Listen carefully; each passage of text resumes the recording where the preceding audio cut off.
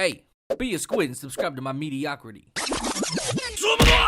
How's it going, everybody? Today we're going to be playing some more Pokemon Sword and Shield. I know, I keep saying I'm going to make that Samurai Fall of the Jedi. I mean, what did I just say? Star Wars Fall of the Jedi or whatever. I don't know. I keep saying I'm the worst.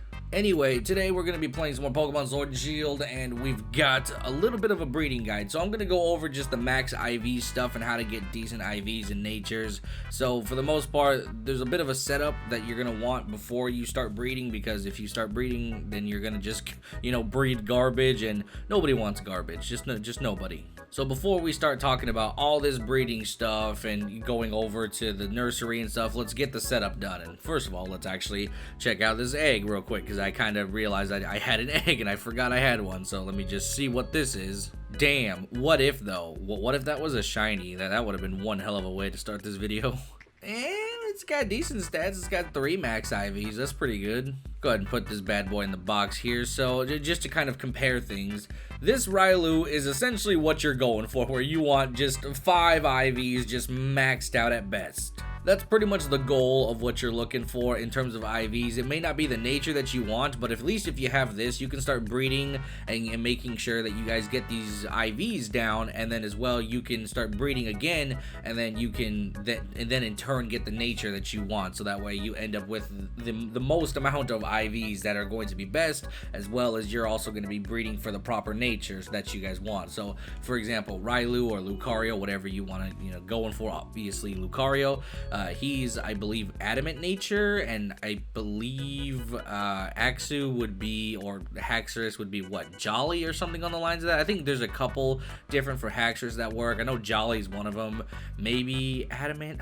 I can't remember. But if you just do a little research, you guys will know what nature your Pokemon want. But I know Lucario for sure wants to be adamant. But for the most part, that's kind of like what you're going for. And these stats right here are essentially what you also want. So let's go ahead and move on to the setup here. So the first thing we're going to do is go over to Hammerlock at the main Pokemon Center. The reason we're going here is for the Destiny Knots. Now, I already have one. I'm just going to show the location for you guys so that way you can find it as easily as possible. So it's over here to the right where this BP trainer is, and then you click on this, boom, bam, bing, bow, what the fuck is it? Destiny Knot. There you go. You just buy this for 10 BP, which is really easy to get, which in order to get battle points, you need to go to the Winden Tower, or whatever the hell that place is called, which I'll go ahead and show that on the map real quick.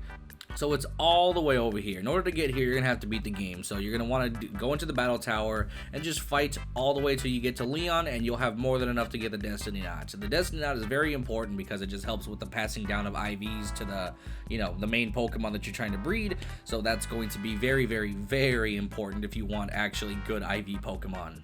Now, the next thing you're going to want to get is an Everstone. The reason you want this is whichever Pokemon is holding this, you guys will be able to pass down the nature of that Pokemon. So, for example, if you're breeding a Lucario and you want that adamant nature, and you have a Pokemon that doesn't necessarily have the best IV stats but has the proper nature, you can breed with the Ditto, so that way the Ditto will pass down the very, very dope-ass IVs, and then the Lucario or the Railu, whatever, will pass down the nature. So that would be a way to kind of breed the perfect Pokemon, so that way you have them breeding everything you want. So you get the nature and the good IVs, so that's always a good option to just have. I haven't personally been using this because I haven't exactly got the Pokemon with the right nature yet. So I have the Railu with the proper IVs, but I don't have the proper nature for it, so I haven't used this yet. But you're gonna want one of these just to pass down that nature.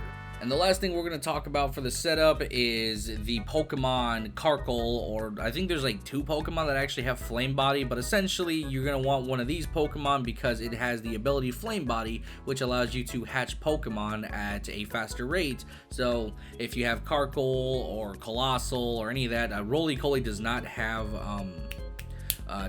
Flame Body, so you can't use that. So it has to be Colossal or Karkle. I believe Centiskorch also has it, but it's a hidden ability if I remember correctly.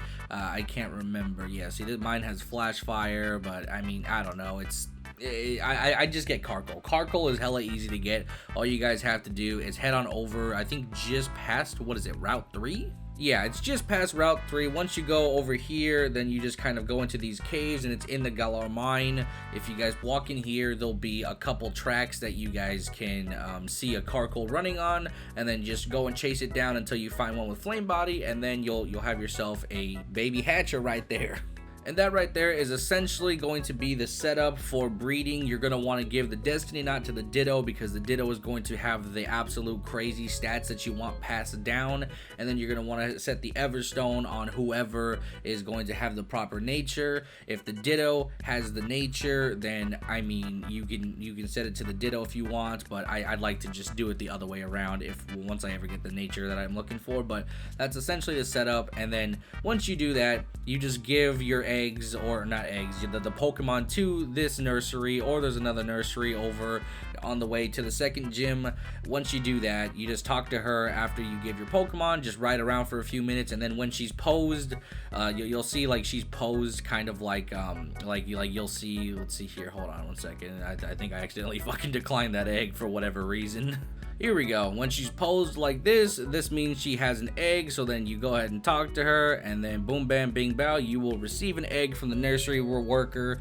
And then from this point on, it's kind of just up to you. You just kind of ride around, maybe go battling, go whatever, just keep busy. Or if you want, you guys can take like a rubber band or a hair tie, anything of the sort, and just tie your controller, and by tie your controller, just your analog stick together, and then you can just kind of go in a circle. If you stand about right here where I'm at, and then you put a rubber band on both analog sticks, make sure they're going inward to each other, then you guys will do this kind of like circular motion like this, and then just let this run until your Pokemon hatch, and then just keep going and going and going until you have what you want. Now this is kind of just the quick version of everything. I don't want to go into too much detail because, like I said, this is my first time actually getting into Pokemon breeding, so I don't want to overload myself as well as overload you guys that are also first timers getting into this. So just going over the basics here on how to get eggs, how to get decent IVs and stuff like that in natures, and I think that's essentially it, but there might be some more in-depth options that I might be glossing over. So if you guys are professionals in the space,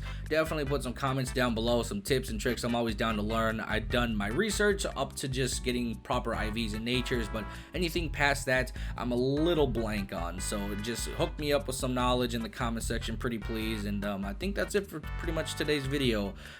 Last, I guess, bit of knowledge here is that I believe the more steps you take with the bicycle or whatever, the faster the egg will hatch. In turn, I won't say faster because it's not faster, but it essentially goes off of steps, and it's not a time thing. So for those of you that are new to the game or anything like that, it's not based off of wait like 2 minutes or 5 minutes. It's how many steps you take. So just keep that in mind, and it's not based off of a clock timer.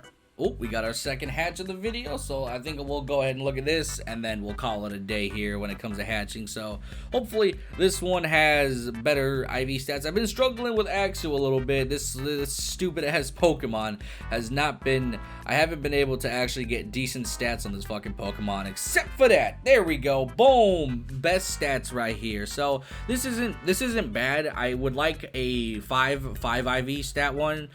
This one's pretty good because it has the best attack, which is exactly what I was going for, because I'm gonna hook this guy up with which actually I need to see if he has Mold Breaker. So the reason, just to kind of, I guess, explanation for Axu specifically, the reason I wanted Mold Breaker as well as I wanted him to have attack is because when you evolve him to Haxorus, Mold Breaker will, well, this can happen anyway, it doesn't have to be Haxorus, but Mold Breaker essentially allows you to use any Pokemon ability, which, you know, let's take Earthquake for example, that doesn't affect flying types. Guess what? Mold Breaker allows you to affect flying types. So anything that has Levitate or is flying, whatever, Mold Breaker will essentially allow you to use Earthquake on anything like that. So if you do like a Ninjask Haxorus team, for example, so you do Substitute, and then you do Sword Dance a couple times, and you Baton Pass to Haxorus, and you're against an annoying Corviknight, for example, or something that's flying, then boom bam bing bow, you have a beefed up Haxorus,